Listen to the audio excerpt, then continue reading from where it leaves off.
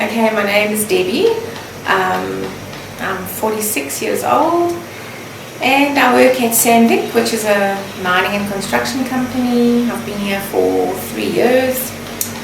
And generally just a mom. I've got 2 daughters. They're already out of school.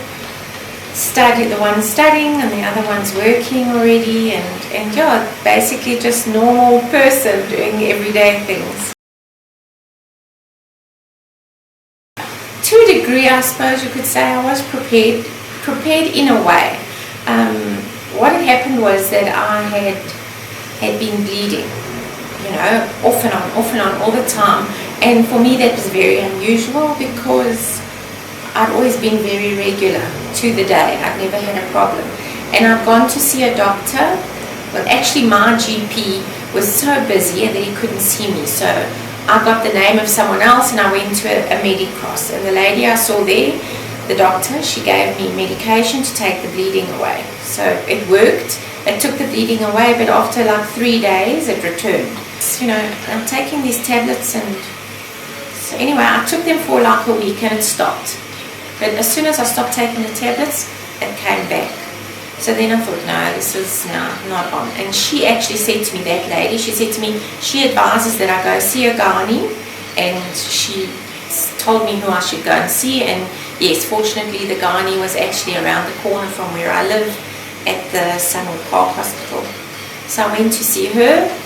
Same thing, she didn't do like an internal pap smear.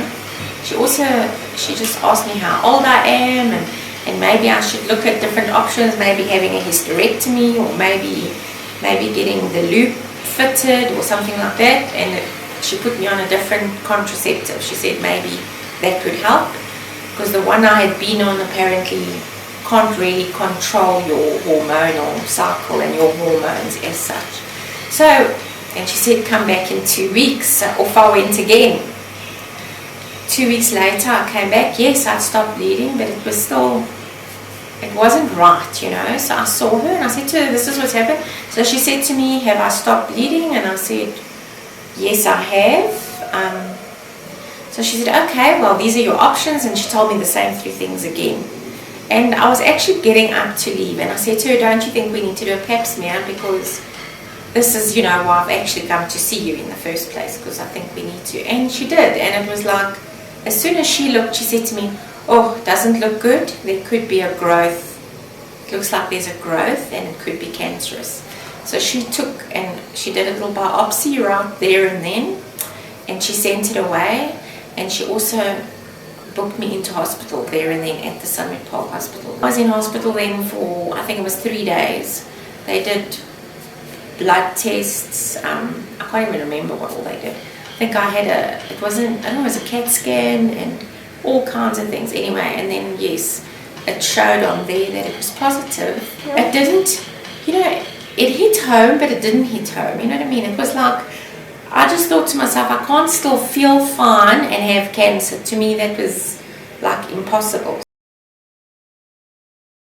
I had 4 sessions of brachytherapy. Okay, I didn't have a clue what it was. The oncologist explained to me very briefly. I think she didn't want to scare me, so she didn't say too much. But I actually went for the treatment at the Joburg Gen Hospital. I saw a specialist, a Dr. Kotzen in Johannesburg, and he did the brachytherapy. And what it basically is like, from what I could see, I actually went onto the internet and Googled it to see. But it's almost like your tripod. That's what it looks like. It's like a little device that they put up you, almost like when you're having a pap smear, I would imagine. Same kind of thing. It's like a rod that goes up, and it's got three little heads on it, and those little heads all radiate inside you, give you radiation. But because of they put it up you, the treatment is directly on the cancer. It's right on it. Okay, it's really not the most comfortable feeling. Obviously the first, second, weren't too bad. I had 4 in total, but the 4th one I had, after I had finished, all my treatment was already finished, and I only went for my 4th one. But yeah, when that was done, it was done. I mean, after my second brachy treatment, the doctor said already that the growth was already going, like there wasn't much left. We had a psychologist here at the company that worked through we've got sisters, medical staff on site that treat people here. And I didn't actually even know there was someone like that. But she said to me, here's this lady, would you like to speak to her? La-di-blah. And as it turned out, her mother had cervical cancer, and her mother was diagnosed with stage 4 cancer, and she pulled through. So I thought if she can make it, then at least there's hope for me. So, and mine was only on stage 2. So yeah, that was probably the most positive thing that I had to deal with. Okay. And yeah, it was. Okay. I didn't ever doubt it. I must be honest, I didn't. Well, fortunately, I didn't really have to pay anything out of my own pocket. Yes, the treatment I had was probably not as severe or as expensive as like people with stage 4 cancer. I mean, I was in a chemo room with people that sat there for 8 hours at a time having the chemo, put through their system. And the one woman I spoke to, she actually said to me that her chemo, I think her sessions were costing something like 30,000 or 40,000 rand a time. I mean, mine weren't that expensive, so I was lucky from that aspect, yes, that I didn't end up with this whole financial burden as well. I think I was contacted, I can't even remember, but it was quite a long time ago. I think my policy started in 2003 or 2002, somewhere there. And I took out the policy, and I think, we get contacted often. I mean, people phone you daily for, oh, we have this life cover, we have that life cover, and you know what, you never think you're going to need it. You don't, because I didn't think I would ever need it, I must be honest. But fortunately, it's something I took out, and yes, I've paid it, and I didn't ever cancel it. Then lo and behold, when I was diagnosed, I mean, I didn't register immediately, because you've got so many other things going on in your mind, you don't even remember what you can and cannot claim. And then I remembered the policy, and I actually phoned, and I just said to the lady that answered the phone on your switchboard, I think it was, and I said, this is my name, and what's what. And yeah, and then I don't even know, did I speak to you initially, or was it somebody else in your department that she sent me the claim forms and told me what to do, and I must say the process actually was quite quick and very painless, if that's the right word to use. I mean, I got my doctor to fill out the form, and I completed the forms, and Platinum asked me for certain things, and I completed that, and that was done. And I think I had my money within 2 weeks. It was in my bank account. It was actually wonderful. It really was.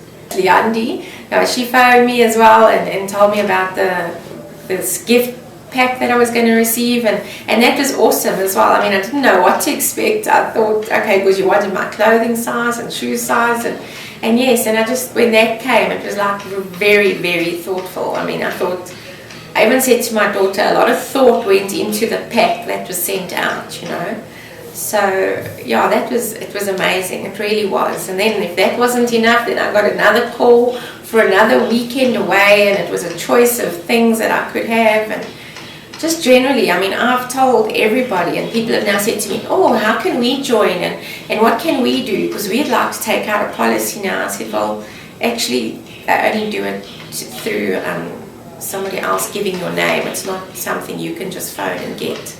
So yeah, it's been wonderful, and I would recommend it to anyone. Well, I actually paid off a lot of my debt just in case, because I didn't know where I was going to be going and what was going to be happening. So that's what I really did. And yes, obviously I had some money left over, and I've done some renovations at home, and basically that's it. That's where I am at the moment.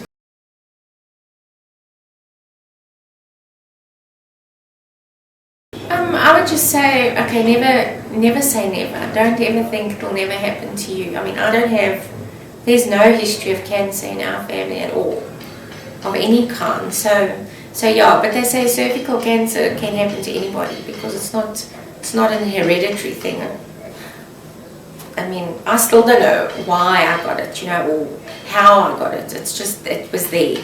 I suppose just cancerous cells that everybody's got in their body. So yeah, my advice to anyone would be, if you can take out a policy, especially a cancer policy. I'm not saying a life policy with that cover, is necessary, but a cancer policy. And all my lady friends have all got a platinum life policy. They have one already. So yes, and they know of the experience that I've had and the good experience I've had, and I think for that reason they'll never cancel their policies. So yeah, my advice to anyone, it's something you never know could happen to you, and it's something you can fall back on, if necessary.